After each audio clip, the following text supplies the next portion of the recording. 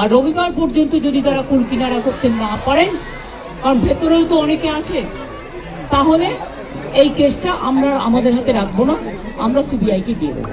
তার কারণ হচ্ছে আমার এতে কোনো পাওয়ার লেনা দেনা কিছু নেই, আমি প্রথম দিন থেকেই বলছি। কিন্তু ওদের সাকসেস রেট খুব কম। তাপসী মালিককে যখন খুন করে হত্যা করা হয়, ধর্ষণ করে, আজ পর্যন্ত বিচার হয়নি। আরজিকর কাণ্ডে মমতা ব্যানার্জি থেমেনি। তিনি রাজ্যের স্বাস্থ্য ও পুলিশ মন্ত্রী।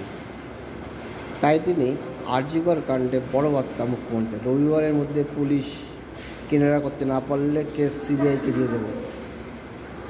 অবশ্য এটা মানতেই হবে, মমতা ব্যানার্জি যখন বিরোধী দলনেতার নেত্রী ছিলেন তখন সব কাজেই তিনি সিবিআই চাইতেন, কিন্তু তিনি যখন ক্ষমতায় বসেন তিনি আর সিবিআই তদন্ত দেন না। এই প্রথমবার মমতা ব্যানার্জির মুখে স্বইচ্ছায় সিবিআইকে তদন্তভার দেওয়ার কথা ঘোষণা করলেন। এখন দেখা যাক এর সমাধান কোথায় হয়। ধন্যবাদ।